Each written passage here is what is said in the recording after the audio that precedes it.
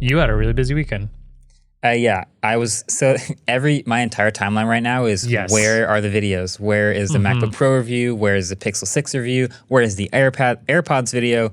I've been actually with the last video, I published that from the hotel at Nationals. We're representing New York for Club Ultimate Frisbee's National Championships in San Diego for the past 4 days. It was a good time. It's been a crazy year and not a lot of normal things about this season, but it ended with us losing by 1 point in the finals to Raleigh. So we came in second place. Extremely impressive. Yes, lost in finals, but I don't think people understand how many, this Nationals is the top 16 teams in the country. 16 or 20 these days? 16. I mean, there are hundreds and hundreds of teams out there every year. You have to go through sectionals and you have to go through regionals, then you get to nationals. Something I never did in my ultimate career, and now you have been to finals twice.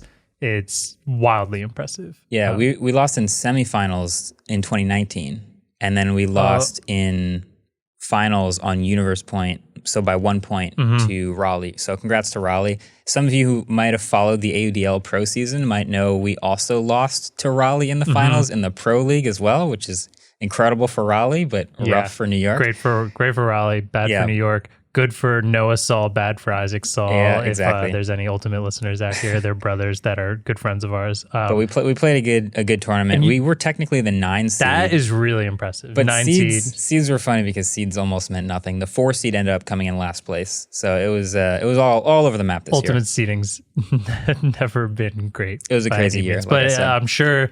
I mean, it kind of sucks that it's in the middle of the busiest segment, but it also is probably nice to just have 4 days to focus on that and kind of take a break. So that's why the videos weren't right on time, because I was out in a field. All right, so we want to do a few tech headlines first, right? We can start off with MacBook Pro. I'm actually, if you're watching the video version, I am now sitting with the new MacBook Pro in front of me. I am testing both the 14-inch M1 Pro and a 16-inch M1 Max MacBook Pro. So you're testing the 14 and the 16. Which one? I'm assuming you brought the 14 with you to travel. Yeah.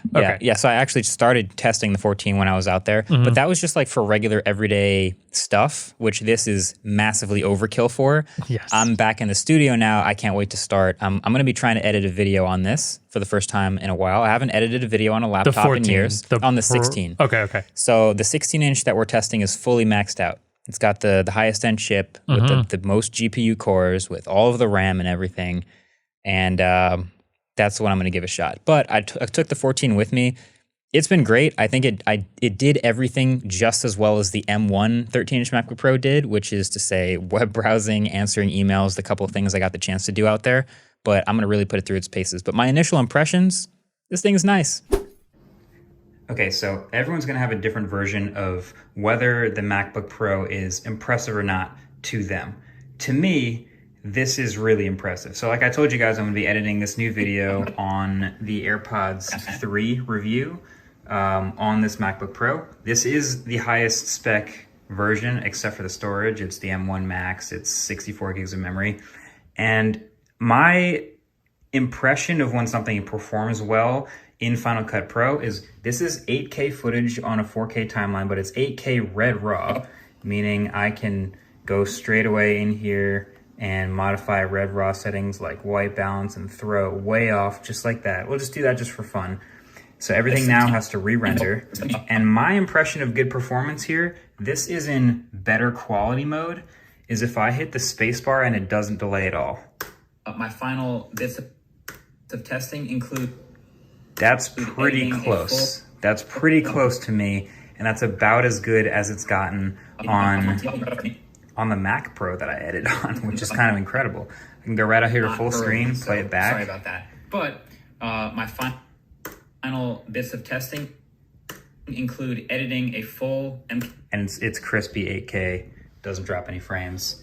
I'm very impressed. I mean, just looking at it, I love the black keyboard rather than old garbage. Yeah. It is nice. Love the keyboard, love the Touch ID. The real buttons are back. No touch bar anymore. Out of here. The screen is much nicer and very bright. Battery life, about the same. MagSafe, can confirm, pretty fast charging. Okay. Love that.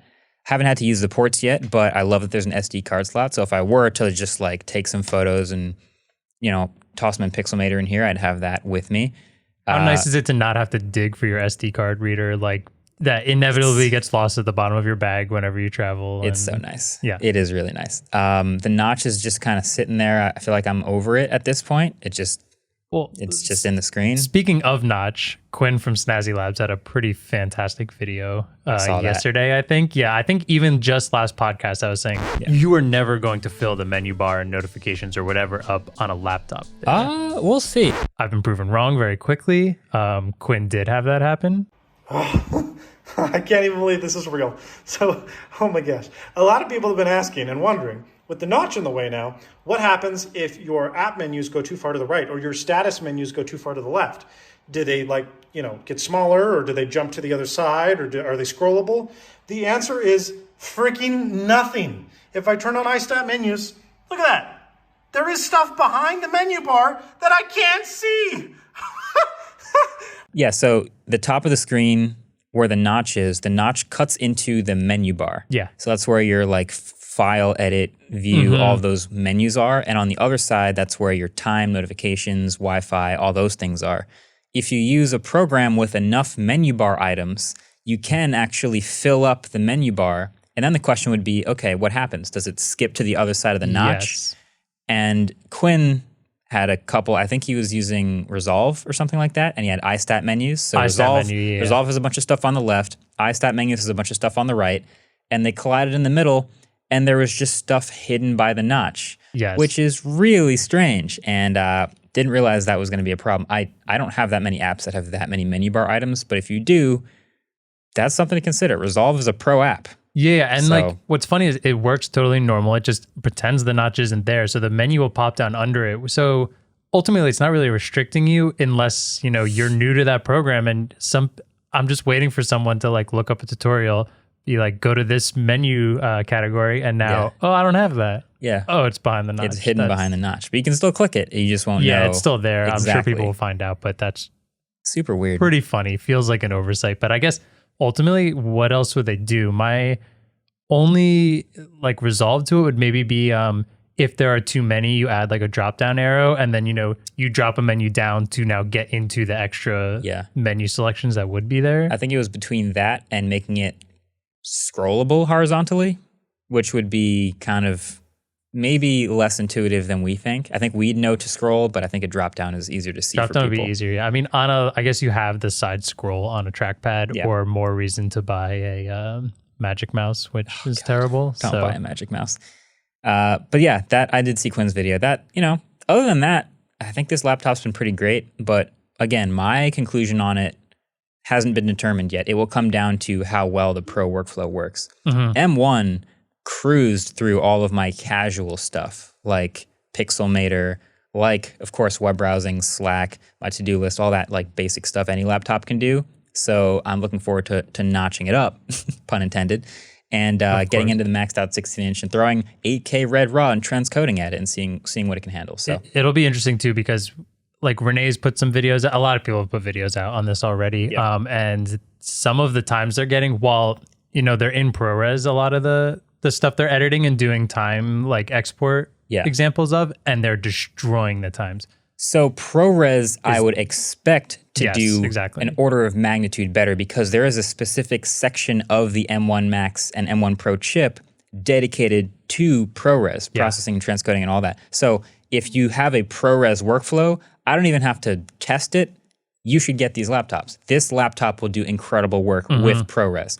But that's the thing, it's built for that and has a section for that, but what about other things? Of course, shared memory and faster bandwidth and all that stuff is going to have a major performance increase, but it won't be the same as dedicating a piece of it. If I had an Afterburner card that would be dedicated to transcoding red code raw, that would be a totally different story. So we'll see what the new performance stuff does, but yeah, of course it'll crush with ProRes. Happy about that. Woof woof. What a good sport. He just woke up from a power nap. You can tell, you can see it in his eyes, the power nap. At least he didn't bark. Mac would like you to subscribe to the Clips channel, in case you haven't seen this. Let's just go straight to Clips. Also, the Clips channel officially surpassed the main channel. Thank you. Clip channel Now go supremacy. subscribe to the main channel. Subscribe, please. You're not watching our entire conversation that lasts over an hour? Are you even human? Come hang out on both Max channels. says no. Subscribe. How long are we going to do this for? Subscribe. All right, boys. There it is. We're done. We're done.